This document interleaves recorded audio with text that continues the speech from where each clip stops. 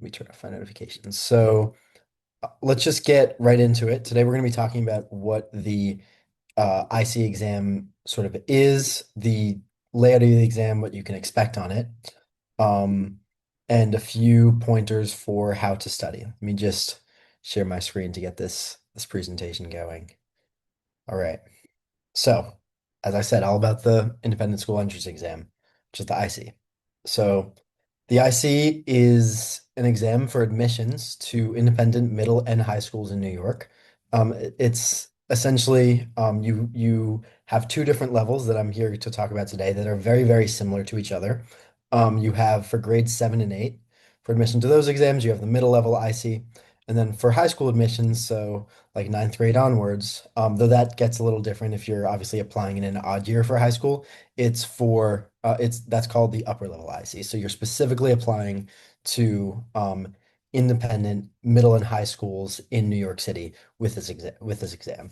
What makes the exam really, really important is that the admissions committees of these schools all put a lot of trust in this exam as a measure of a student's academic ability. So you really, really got to focus on making sure that a student has the best score that they can, because admissions to any of these schools is sort of essentially contingent on it, combined with a few other aspects, like let's say an interview or an essay. I'm going to talk about this a little bit later, but I'll just say myself. So I'm a student. I'm a college student at Rice University, which I would say is a pretty well known university down in Houston. But I went both to a private middle school. So I went to the Spire Legacy School, which is essentially a school for the gifted on the Upper West Side of New York, sort of almost going into Midtown. And then, so I had to take the IC exam at the middle level to get into Spire. And then for high school, I went to Friends Seminary, which is also an independent school that's in Gramercy Park. And for that, I also took the upper level IC. So I have pretty good experience with this test. And what I can say from my time at both those schools is that having a private school education and the access that this exam offers you to that education is, I mean, it's probably unlike anything else in that both while you're there, you have education that's just very well attuned to each individual student. The teachers are great. The extracurriculars you get, the other opportunities that you can sort of achieve.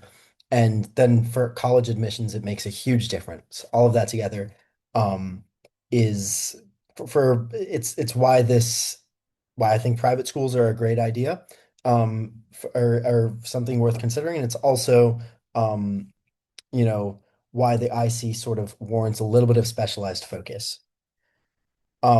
Moving on to yeah, so why take the IC? Oh, one more point that I think is important is the IC can be viewed as and by admissions committees and also by the financial aid offices of the schools that you'd be applying to.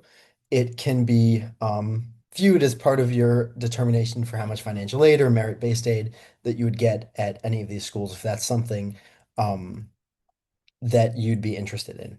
And so scoring well in these is not just about admissions, but it also impacts, sometimes how much you have to pay, etc. Although that might be a little bit school dependent, it matters probably even more than it would in college, because it's not just need based in some cases. So then next question, when is the IC offered? Just quickly, there's three different seasons in which you can offer it, and a student can take it once per season. So if you don't get the score that you want, you can go on and take it the next season. The fall session, which is the one that probably most people would be interested in right now, because that's um, the session that is most commonly it's most commonly the session that people who are interested in applying for the next school year would use. So let's say you want your kid to apply to high school for the academic year following this next one. This you would take that session in the fall. But it's important to note also that there's a spring session, which is more of like a spring and a summer session. So to begin to get prepared for the exam, it's maybe even worth taking one of the exams in the spring session. And so that would mean that by April of this year, for the next admission cycle, you would, oh, sorry, that by April of this year for the next admission cycle, you would really want to have prepared a little bit for the IC, taken the first exam, and whether or not you're happy with your scores, you have both the fall and the winter sessions to improve.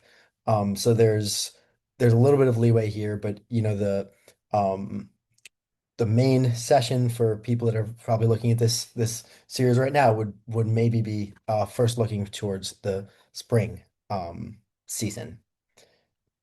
Now I'm just going to move on to exactly, what the IC is, what you can expect to see on the test, what I think are some of the important things to prepare for, and essentially how it's divided. So this is true for both the middle and the upper level. Like I said, the middle level is 2 hours and 40 minutes long. The upper level is 2 hours and 40 minutes long. They have the exact same breakdown. The sections, there are five of them. Four of those sections are multiple choice, and one of those sections is an essay section. But the difficulty of those questions within those four multiple choice sections and that one essay section can depend a little bit. So, you might see a lot of similarity between some of the questions, but then among those multiple choice sections, especially in the math and the vocabulary, you'll see just obviously like a bump up in the level of difficulty of something like half the questions between the middle level and the upper level.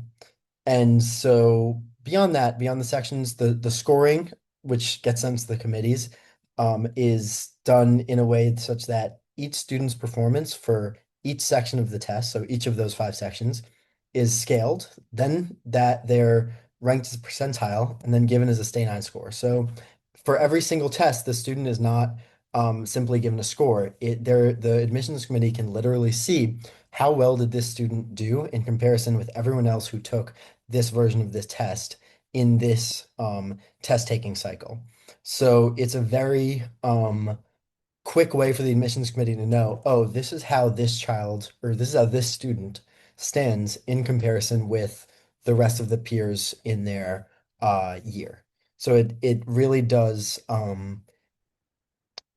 give them essentially like a sense of who your child is, but it also is it depends a lot for all of these different competitive private schools. And it matters a lot. And so, although there are other aspects, I would say that this one is a really, really important aspect. Moving on to what those four sections I was talking about, the four multiple choice sections. I'm not sure if you can see my mouse. The four multiple choice in one essay section. Let's go quickly and see what can we expect on those sections. Just a quick look through. So the first section is the verbal reasoning section. So you have 40 questions and 20 minutes to answer those 40 questions. So this one is a real time crunch. And the questions are divided among two types. It's first synonym, and then there's some sentence completion. So on the right side here, you can see a sample question of the verbal reasoning. There's the word here. This is a synonym question. So the first of those two types is pacify. So you just have to answer essentially 20 of these synonym questions within the test. And so for this one, for pacify, um, the closest answer would be to soothe. Um, the strategies for the verbal reasoning section, like let's say how would you arrive at the correct answer for one of these? It really, really, really does depend on the word that you're given. But a student is supposed to start first off making flashcards and flashcards and flashcards and practicing them.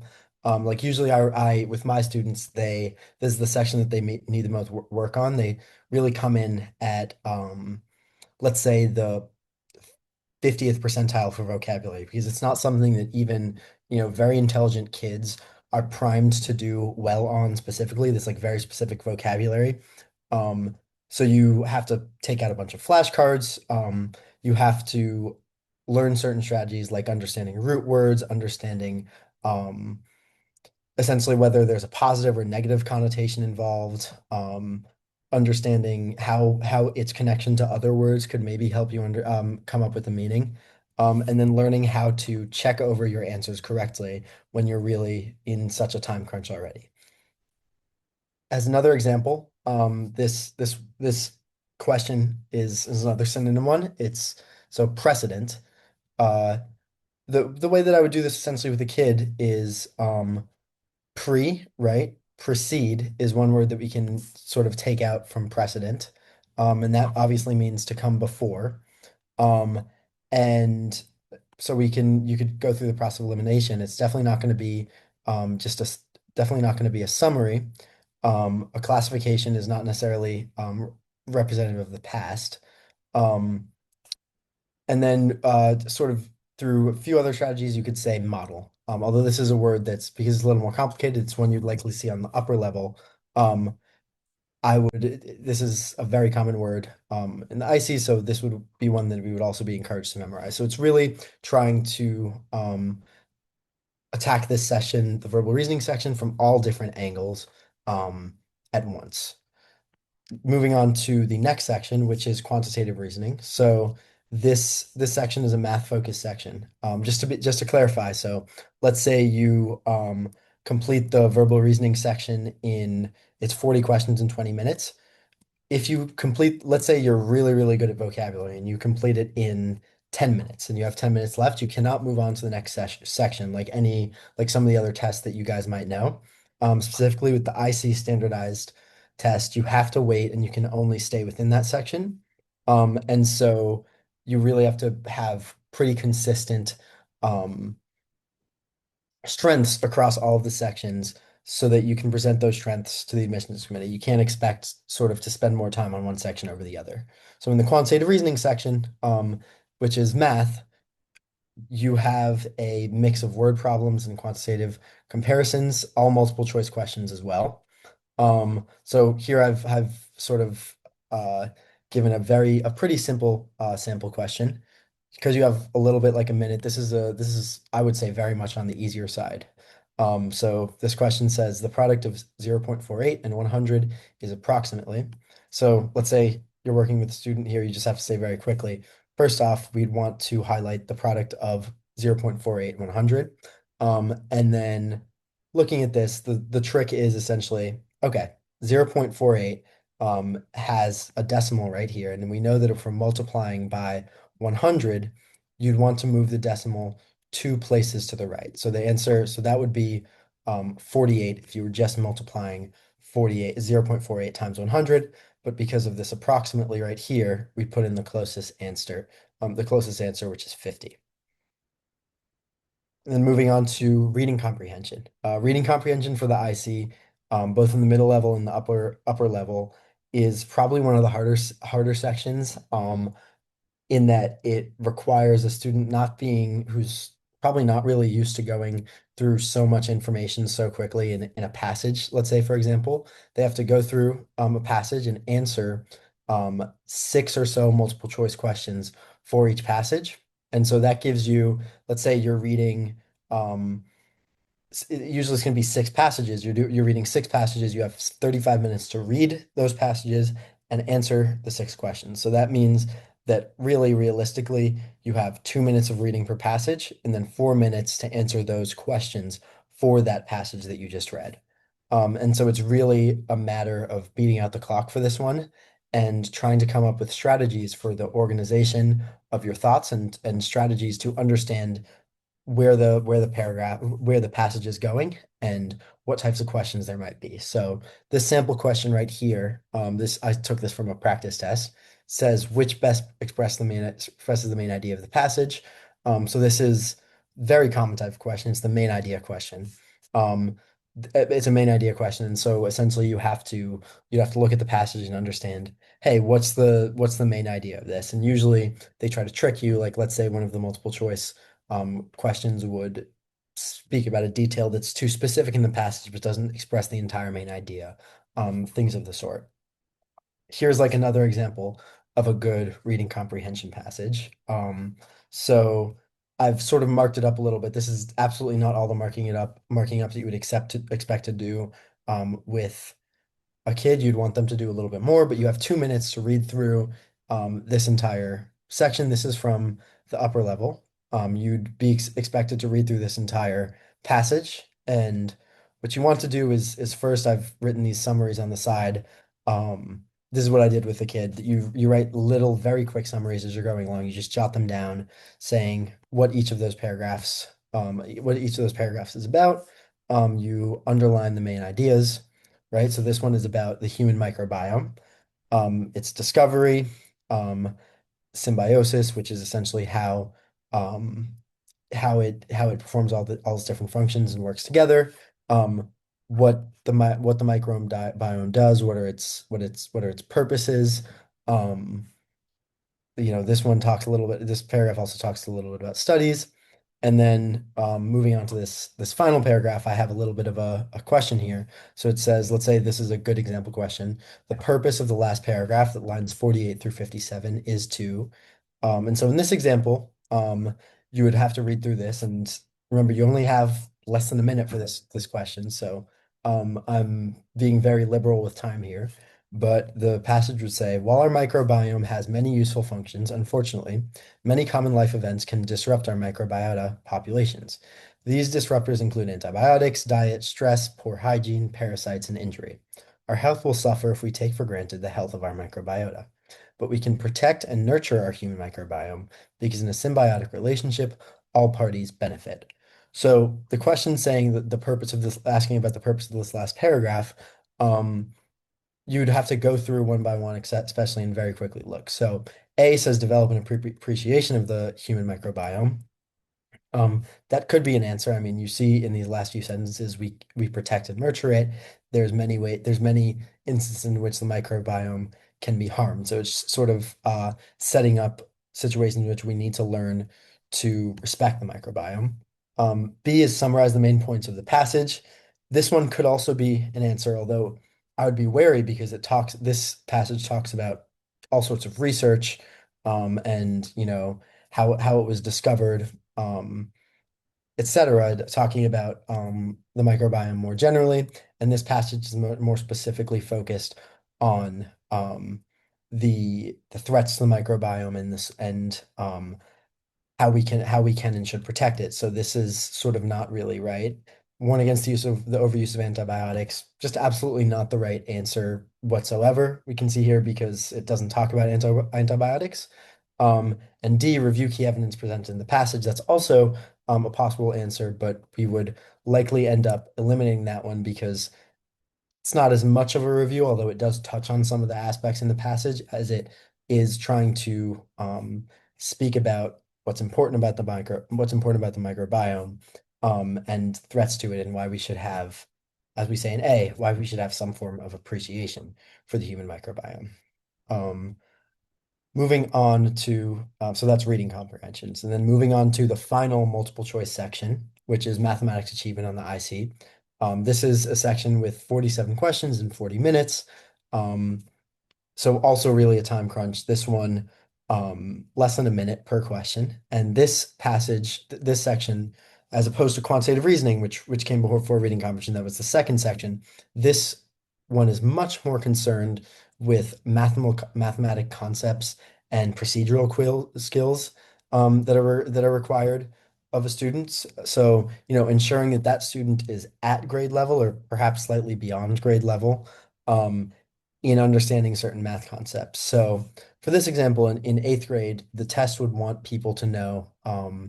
So this is about triangles. The test would want people to know um, about how to calculate or how to calculate the hypotenuse, which is, see, this is, let's just read the question. In triangle ABC shown above, the length of side AB is. So we have this right triangle here, right? And so this question is asking, you know this side AC, you know this side BC. What about this side AB? Can you find it? And so the concept being tested here would be whether or not a student knows how to calculate a hypotenuse, so the Pythagorean theorem, which is a squared, which is the bottom, which is the base, plus b squared, which is this side, and we don't know it. So you would have 12 squared here, right? Let me write this really quick. So you'd have 12 squared here, right? Plus b squared, which is this side here, we just don't know it, equals c squared, which is the hypotenuse, so 13 squared. And then you would go from there. And so that's essentially testing their knowledge of that specific theorem, right? Pythagorean theorem, which is very different from in quantitative reasoning, but you really got to know first off for mathematics achievement, that your kid, that the student knows all of the math concepts that the test touches on, and there's a really extensive list. And then you want to know that they can apply those concepts really, really quickly. Um, I find this the mathematics achievement and the quantitative reasoning section, despite some of their differences, to be very similar in difficulty level to one another. So a kid is probably going to grow at the same time in their ability to do mathematics achievement and quantitative reasoning. There's usually not a very big um, discrepancy um, between the two. Okay.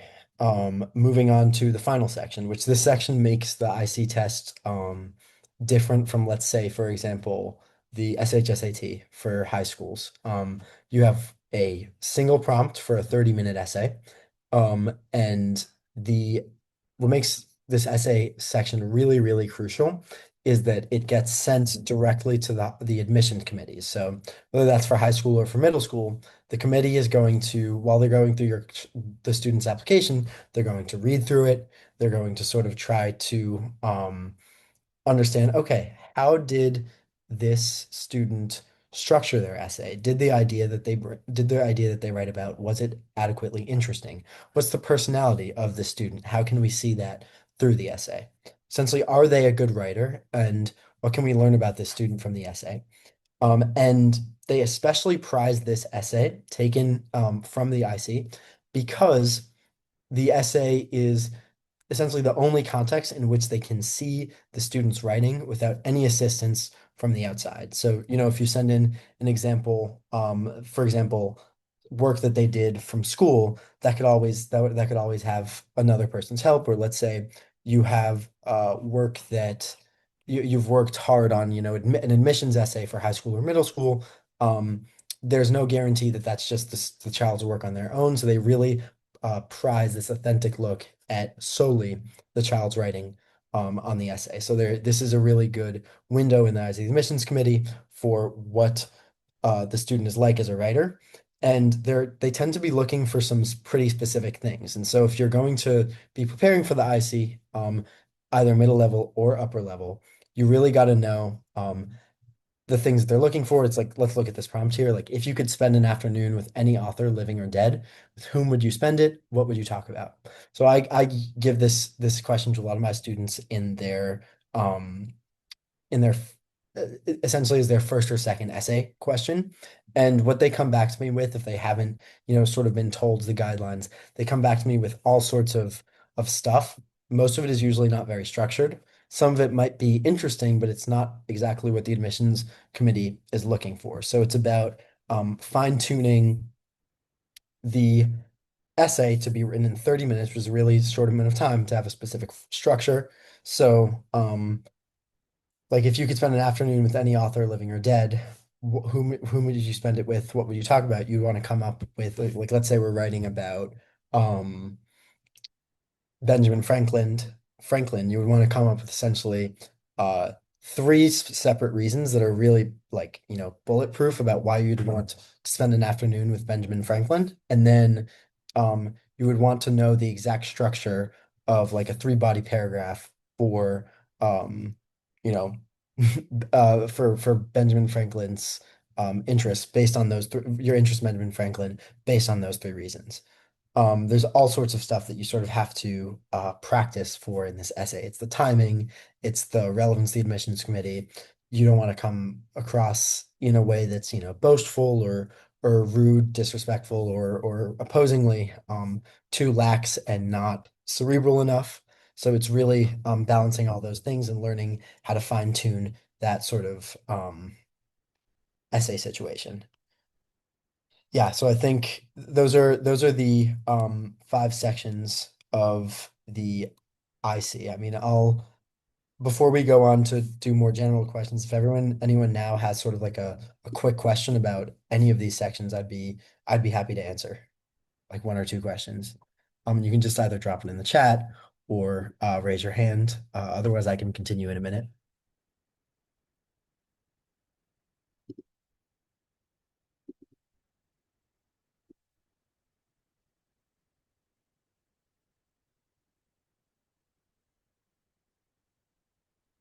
Okay, I think I'll just continue from there then.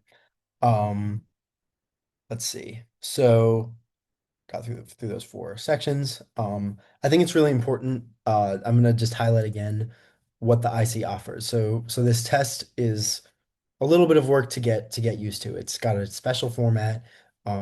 You have to learn, you have to do a little bit of vocab work. You have to work a little bit on the essay. You have to learn to, stick to stick to the time parameters. Um, why would you take this test? So ISEE, as I said earlier, it's for admission to a private middle school or high school, and it's almost always required by these schools, and it's one of the prime, measuring sticks that they use to decide whether or not they're going to let in a kid, and also to decide in certain cases, merit-based aid, financial aid of all different sorts. I'm a huge proponent. I think that independent schools, private schools, are really worth it. Whether or not you're in need of financial aid or something like that, the reason is that they give you all sorts of access. So, like I went to Friends. At Friends, they had college admissions. They had college admissions. Uh, Counselors, they had people that were working with you to get into the college that you wanted, let's say 2 years before you were even applying to that college. So that like 2 year span of really working with you to determine what your future is going to be, because college is so important. They work with you to really cultivate your application, to make sure you put the right extracurriculars on there, to make sure that you know what are the what are the proper things for you to be doing um, with just in terms of the application, where you should apply, where you shouldn't.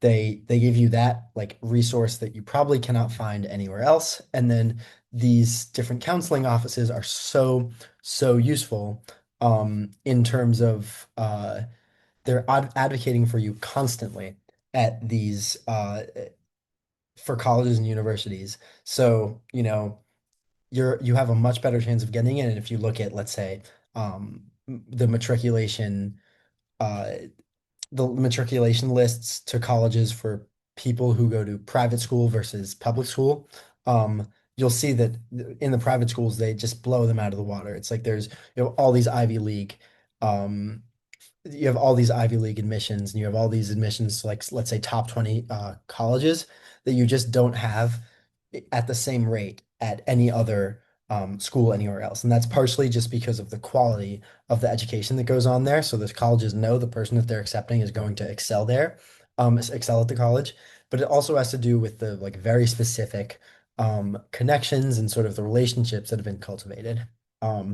Then beyond that, like a little less forward thinking in that regard, I think that it's there's something to be said about the quality of the student there is really great. Like I know that people were at Friends were really motivated to learn in a way that really impressed me, and the people at Spire in middle school were really motivated um, to learn. And I think that that was just the fact that there were very small class sizes. Like both in middle and high school, it was like 15 people in a class, or often even less than that. So you got really individualized attention from the teacher. You got to know everyone around you.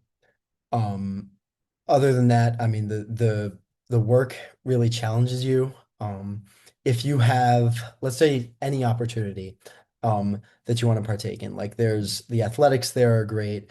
The extracurriculars are just of a different tier. Like, my school had this great newspaper.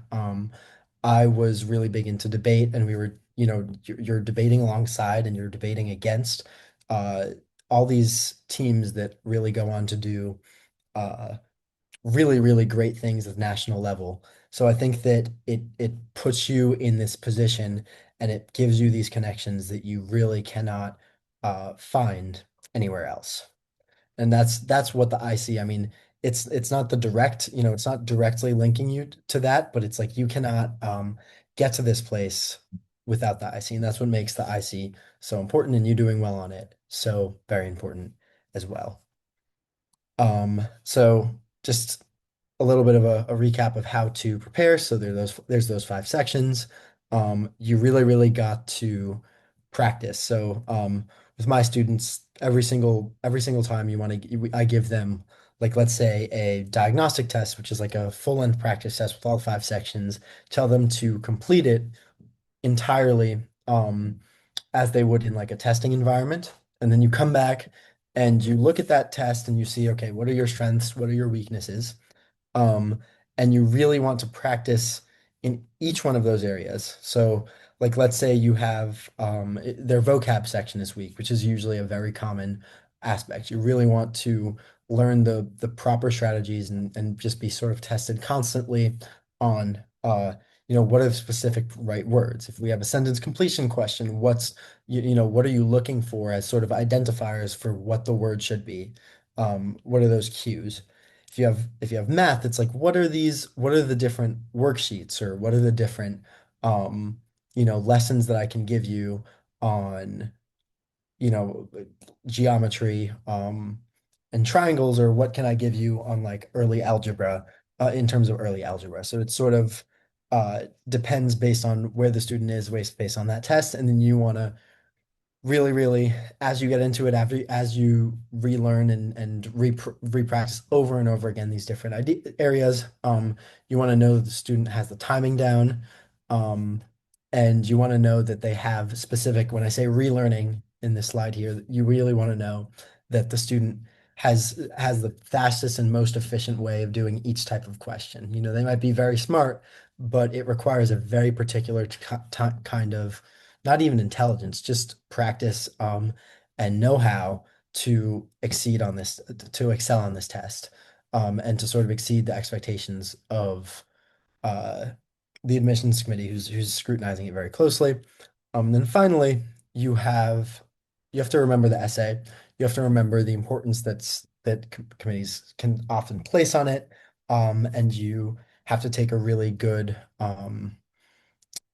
yeah, you have to take a really proactive stance on knowing the right formatting. So I go through with students all the time. You have to essentially like first introduce them to the structure, and then you want to really fine tune and work through that structure to make it so that they have the right brainstorming capabilities, so that they have the right uh, sentence to sentence transitions, things like that. And it takes a lot of fine tuning to get through, to get through and really, make progress on that to the point where it's what the admissions committees want to see. Say anything else? Yeah, I think that that's it.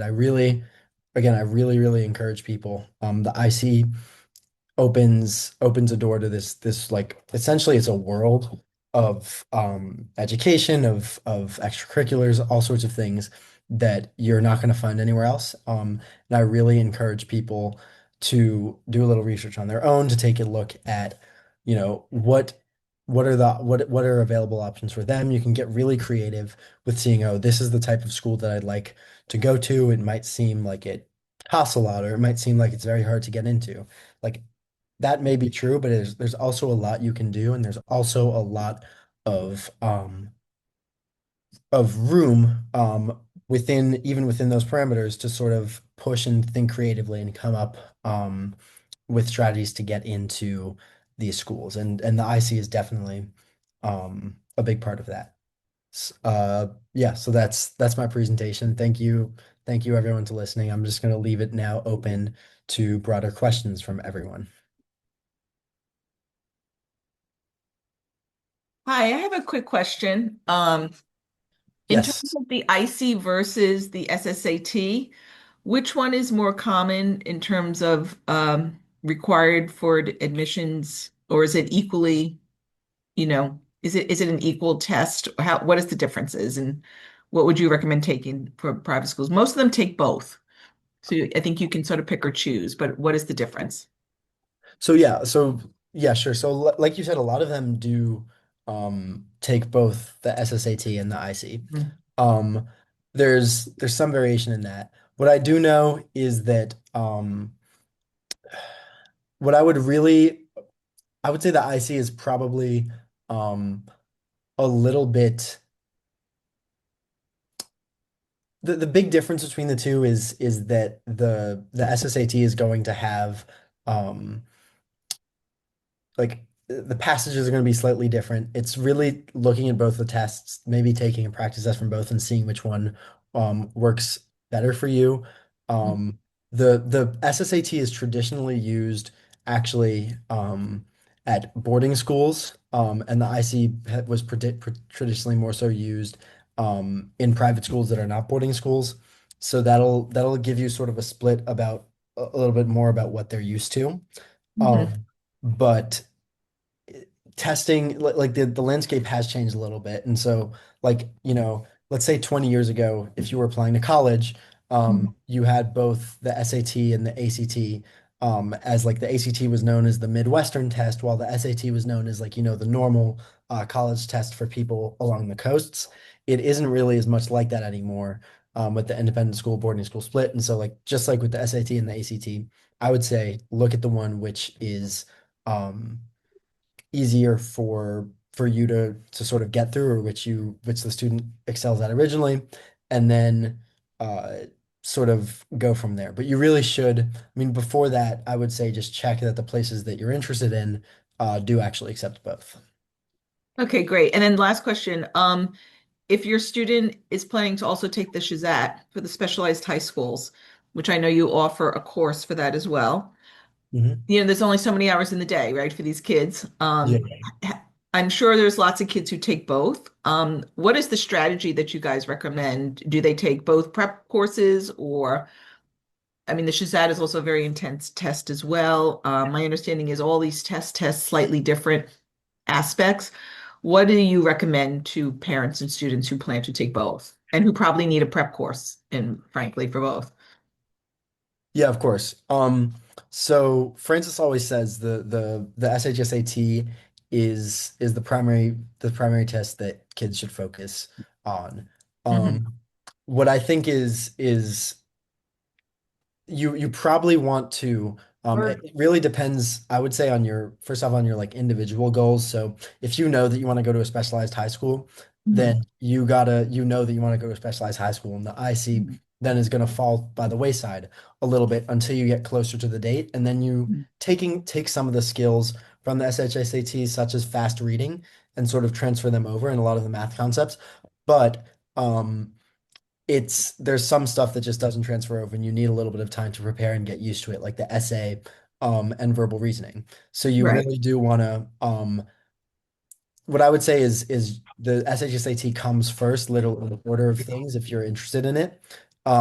But you do need, like, starting a few months beforehand, you should really be pivoting and switching and focusing um, into that. And because that's just SHSAT is only offered in the winter, you can, let's say, do the IC once in the fall and then do it again in the winter a little bit later after you've taken the SHSAT.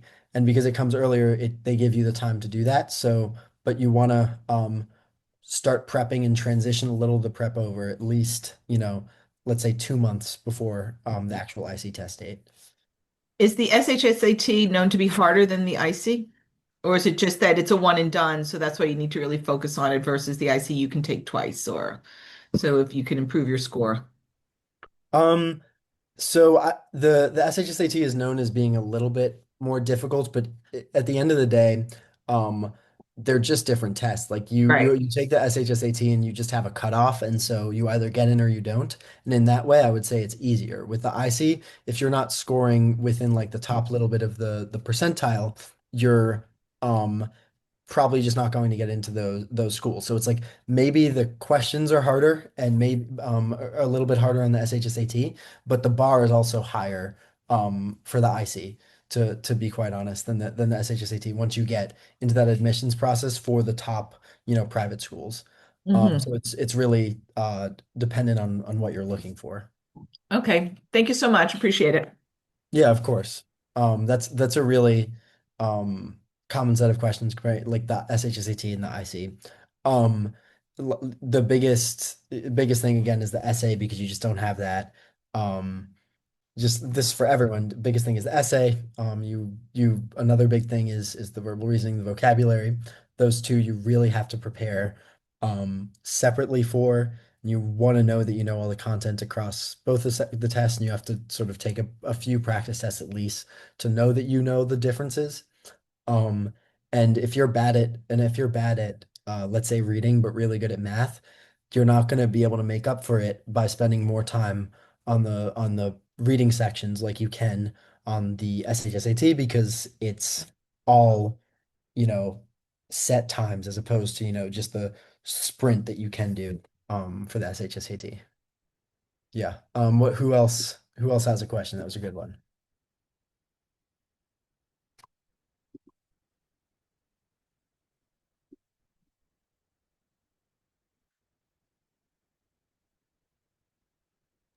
Try again. I have, sorry, one more question.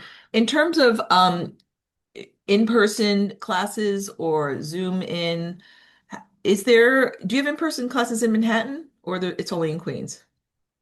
I think Francis can get that one. I'm as a tutor, I'm not really familiar with this stuff. Francis, I don't know, do you have anything to say, or maybe I think that might be Ben. I'm not sure.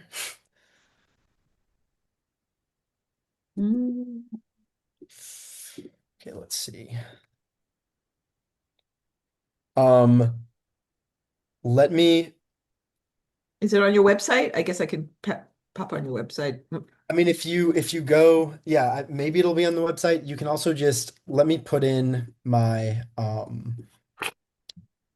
let my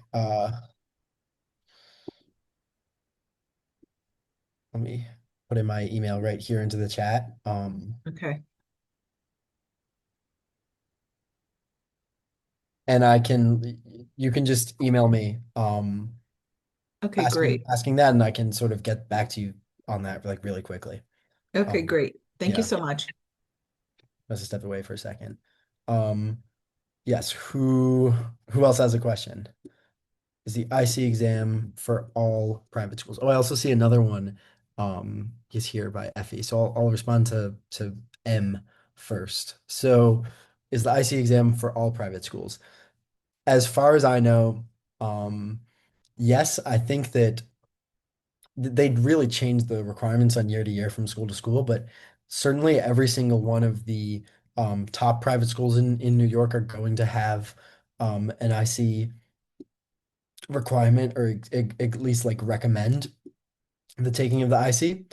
And it really bolsters your application to have a good score. Um, but as Langdon mentioned, you can also have a little bit of a uh, split. Some people take the only the SSAT because they're mainly interested in boarding schools. But in that case, most boarding schools will also accept the IC. So it's yes, it's a broadly applicable exam. And then, I mean, I hope that answered your question. But let me know if there's like anything more specific. You can just put it in the chat or unmute yourself. And then so I can come back to that. And then there's the question from Effie, which is about the lower level IC to enter fifth grade, if there's a small group class. So I primarily tutor one-on-one for the IC. I think usually there's not many small group classes, but there have been a few throughout the years, and so like when the schedule gets a little bit more decided, there might be an option for that. Uh, uh, usually as usually a few lessons with me privately, like yeah, just a few, 4 or 5, will help over the span of a few weeks leading up to the test if the kid is already acquainted with SHSAT, and I'm sort of very used to redirecting the kid to focus specifically on the IC, but also for the lower level. Um, um, yeah, we're usually pretty good with that. And then so Ben asked to everyone what is considered a good score for IC in order to get into top tier private schools. So for the IC, what you're really going to need if you want to get into a top tier private school, like we're saying, like Riverdale or Horace Mann, uh, You could put Fieldston up there if you want. It's sort of the tiers sort of change and are a little bit arbitrary sometimes. Um, the a good score, what you really probably are going to need is all nines. That's the stay nine score. So what that means is like literally all from the 95th to the 99th percentile on the test. But if you want to, uh, you can usually have like a weak score of like an 8, which is below the 95th percentile. I think something going like all the way to the 85th um, in one or two sections, and that should be okay. Uh, Usually, you hear like 95th to 99th, and it's like, whoa, that's really a lot. Um, the thing that separates kids out at that level is really the amount of preparation that they put in and how good of a test taker that they can be. So, like usually what I have are kids who come in with s- sixes or sevens on the first practice test that they take. Um, and you can get them all the way up and maybe a strong section like one of a nine. Um, and what I find is just after 2 months of prep or a month and a half, you can get them pretty consistently to all eights or nines, um, just by really acquainting them with the material and making sure that they know their stuff like that. So it's difficult and it's all essentially the answer to that question is all nines, but it really is uh, quite doable if you put the work in. Yeah. I'm hoping I'm answering anyone's questions. If they have, if any of you have any new ones, put them in the chat, unmute yourself. If you have any follow-ups.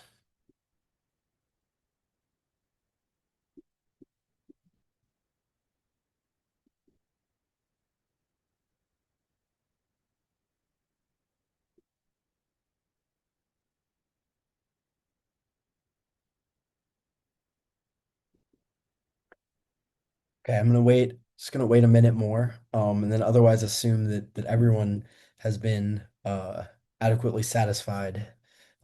Feels really good and knows everything that they need to know about the IC.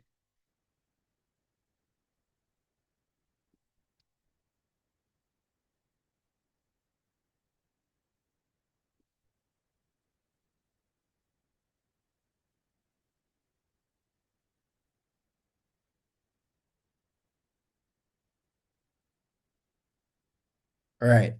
Okay, I think um everyone sort of got everything. So, like I said, if you have any other questions, my email is right in the chat. I can um, put it in again. Like I said, I really encourage you guys to try for private schools, whether it's through the IC, or the SAT exam. It really is like, it's a different world entirely, and it opens up a kid's future in a way. Um, I truly don't think there's any other real avenue for that, and it's really a lot harder, let's say, um, through other venues. So I really encourage everyone to give it a shot. Um, I'm Kweller here. We offer really great services. There's books online that you can also buy, to sort of supplement to tutoring. And I'm wishing everyone real good luck in their studies, and they sort of as they navigate this process that can be pretty hard. Yeah, it was good. It was good talking to you all, and wishing you all good evenings. Thank you.